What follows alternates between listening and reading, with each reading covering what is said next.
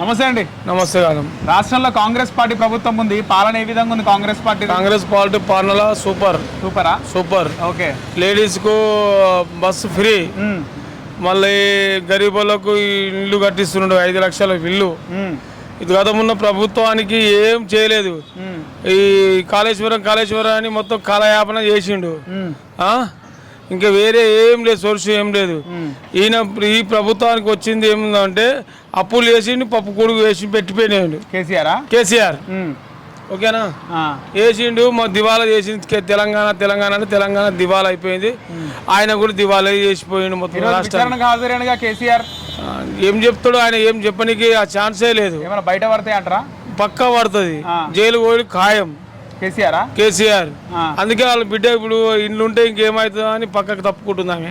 Okay. ఆర్టీసీని అయితే మొత్తం కొల్ల గుంపేసిండు. ఆర్టీసీని అయితే మొత్తం దింపేసిండు. కాంట్రాక్ట్ విధానాన్ని తెచ్చిన ఘనత అన్నాడు కేసీఆర్. ఆర్టీసీని కార్మికులని 48 మందిని చంపిన అంతకుడు కేసీఆర్. 48 మందులు ఉసురు ముచ్చుకున్న కేసీఆర్ ఘనత, అది కేసీఆర్దే. దీనికి 100% అది కేసీఆర్. ఆ కార్మికులది శ్రమ దోపిడి ఈయనకు ముట్టింది కూడా.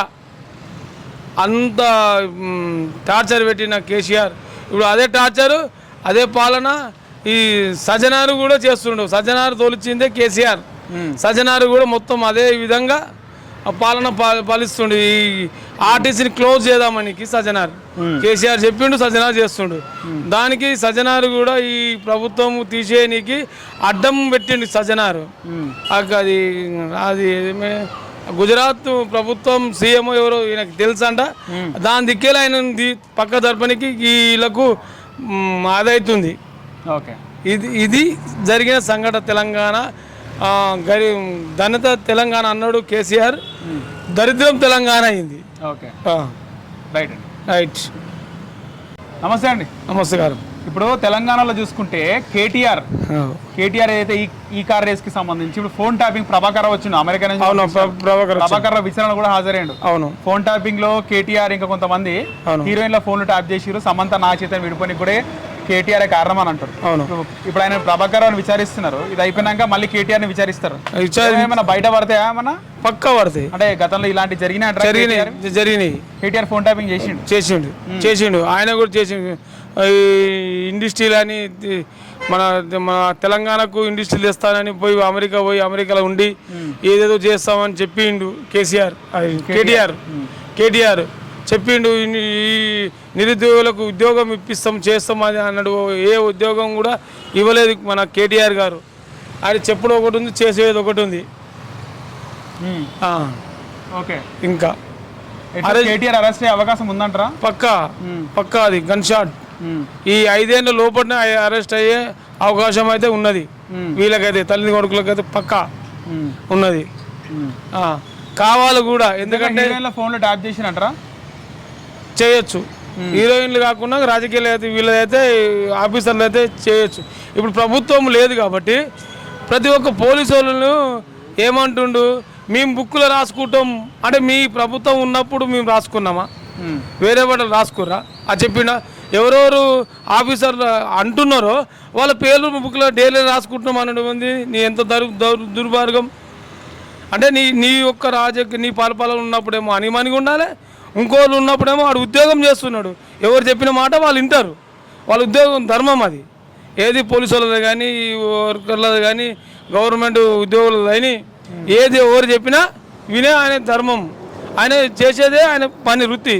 ఆయనను మేము డైలీ రాసుకుంటున్నాము, మేము బుక్లో రాసుకుంటున్నాము, మా ప్రభుత్వం వచ్చినాక మిమ్మల్ని అది చేస్తాము ఇది చేస్తున్నాము అని గిదే బెదిరిస్తున్నాడు. ఫోన్ ట్యాపింగ్ చేయలేదని ఎట్లా నమ్ముతాం రండి? ఇప్పుడు ఒక ఉద్యోగస్తున్నే బెదిరిస్తున్నావు నువ్వు. సమంత నాగచైతన్య సమంత రకుల్ప్రీత్ సింగ్ ఫోన్ ట్యాప్ చేసిన హీరోయిన్లే. ఇక అదైతే మనకు తెలియదండి. ఇక అదైతే తెలియదు. అదైతే ఏమన్నా ఉంటే బయట పడతాయి అంటారు. పక్కా పడుతుంది కూడా కంపల్సరీ. వీళ్ళు చేసిన దుర్మార్గ పాలన చేశారు. ఇప్పుడు దుర్మాన పాలన అప్పుడు చేసింది కదా, ఇప్పుడు కూడా బెదిరిస్తారు కదా, అధికారులను కూడా బెదిరేవాటే, కలెక్టర్లను బెదిరేవాటే, ఇప్పుడు ఇన్స్పెక్టర్లను బెదిరేవాటే, పోలీసు వాళ్ళని బెదిరేవాటే. ఇప్పుడు పైన అధికారి ఎవరు చెప్తే వాళ్ళు వింటారు. అధికారంలో ఎవరు ఉంటే వాళ్ళ మాట వింటారు. వాళ్ళ ఉద్యోగస్తులు నువ్వు వాళ్ళ పేర్లు రాసుకోవడం, డేలు రాసుకుంటాము, మా ఉద్యోగం వచ్చినాక మా ప్రభుత్వం వచ్చినాక మిమ్మల్ని ఏమి చేస్తామని బెదిరిస్తులు ఎందుకు? బెదిరిస్తలేవు, ఇప్పుడే బెదిరిస్తున్నావుగా. ఫోను ట్యాపింగ్ చేయడం కారణం ఏముంది? ఇంకా అలా నిజమే, అంతే నిజమే అనుకో. ఇప్పుడు అవతం అనుకున్నా నిజమే లెక్కనే అనిపిస్తుంది. రైట్, ఓకేనండి. ఇది ఈ పాలనలో వీళ్ళకు శిక్ష పడేది కంపల్సరీ. 5 ఏళ్ళ లోపల ఏదో ఒకటి అవుతుంది వీళ్ళది. బీఆర్ఎస్ పోయి టీఆర్ఎస్ పోయి బీఆర్ఎస్ పెట్టిండు. అది ఎందుకు పెట్టినావు? రాష్ట్రాన్ని వెళ్తాను, నువ్వు తెలంగాణ రాష్ట్రాన్నే దరిద్రంగా చేసినావు. ఇక నువ్వు రాష్ట్రాన్ని సెంటర్లో వెళ్తానా కేసీఆర్ అన్న మనిషి ఈ స్టేట్లోనే లేకపోయినావు, అప్పుల కూలి చేసి పాడేసినావు. మరి ఎందుకు వస్తలేవు మా అసెంబ్లీకి? ఎందుకు వచ్చి చర్చిస్తలేవు? మరి నీ ప్రజలు కాదా? ఇప్పుడు ఆయన వేసిపోతున్నాడు, ఆయన ఏదో వేస్తున్నాడు, మరి నువ్వు అసెంబ్లీకి వచ్చి చెప్పు, సమాధానం చెప్పు, తప్పేముంది అని. మీ పోరలే వాళ్ళకే చెప్తలేవు అంటే మరి నువ్వు చెప్పు మళ్ళా. ఇది సంగతి. Okay, thank you. ఓకే.